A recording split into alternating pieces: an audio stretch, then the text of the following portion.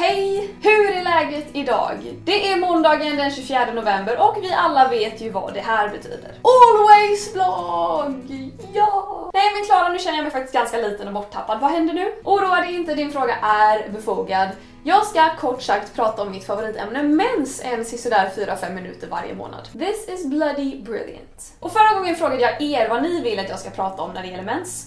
Wow! Nu tar vi det lilla lugna. Var ungefär min reaktion när mitt kommentarsfält exploderade häftigare än min hjärna när jag insåg att skådespelerskan Betty White är äldre än skivat bröd. Så idag har jag valt ut 2 frågor som kretsar lite kring samma ämne som jag tänkt illustrera, diskutera och besvara.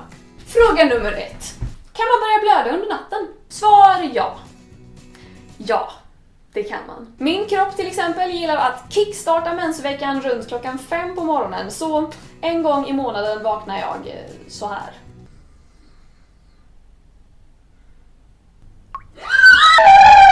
Mensen bara hello! Så mitt tips till er med regelbunden mens är att alltid sova med binda när ni vet att era mens ska komma. Och är ni som jag och har landets mest oregelbundna mens, då får ni helt enkelt lära er att se dessa nattliga toaspurter som lite spänning i vardagen. Fråga nummer 2. Hur undviker man att blöda igenom på natten? Låt mig säga så här. Det går inte att stoppa ett mensflöde. Det går inte. Tro mig när jag säger att jag har försökt. Jag har spänt muskler som jag inte ens visste fanns. Om det hade funnits ett par mensknipklaffar där inne så hade jag hittat dem. Och om det nu är omöjligt att stoppa ett mensflöde när man väl är vaken, då är det omöjligheternas omöjlighet att stoppa det när man sover. Och jag vet inte om det bara är jag, men det känns ju faktiskt lite onödigt att behöva ligga vaken hela nätterna bara för att känna efter om mensskyddet läcker. Detta är en sak som jag har tänkt jättemycket på. Tänk dig att du har en binda på dagen och så gör du så här. Då kanske en enda liten droppe hamnar någon annanstans än i bindan. Men på natten, när du gör så här, så har i alla fall jag upplevt förut i mitt mensaktiva liv att jag vaknat i en pöl av mitt egna blod och bara, jaha. Jag undrar fortfarande vad jag gjorde under dessa nattliga äventyr, för någonting måste jag ha gjort. Men jag har ingen aning om vad. Visste ni att 42% av alla livmoderbärare har ett heavy flow? Jag försökte komma på vad heavy flow heter på svenska, men allt jag tänker på är Mean Girls. But I just can't help it if I've got a heavy flow and a wide set vagina. Japp, statistik right there. Och jag är stolt en av dessa 42%.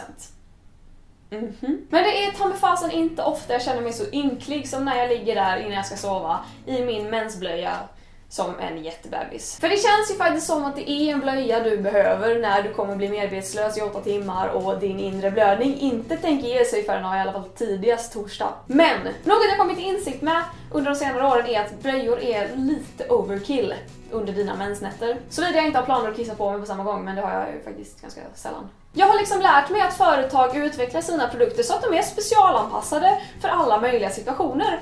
Till exempel nattbindor. Och till exempel Always.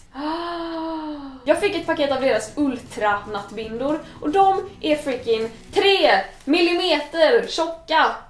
Will you look at that? Sömmen på trosorna jag har på mig idag är ta mig fan tjockare. Jag skulle kunna använda dem som en sovmask, men det hade känts lite som ett waste av binda. Så, för att besvara frågan som jag tidigare lyckades babbla förbi. Det finns faktiskt asbra bindor som är framtagna för att just inte läcka på natten. Och vill du inte använda dem och hellre blöder igenom, så investera i en röd handduk. Det gjorde jag fram till att jag var typ 17 och hade världens jobbigaste mens. Funkar faktiskt. Så nu är min fråga till er. Vilka är era största mensnatts-disasters? Skriv en kommentar, för jag lovar att vi alla har någon. Hoppas att ni gillar denna videon. Nästa Always-vlogg kommer ut i december, men vi ses som vanligt på måndag. Så gott!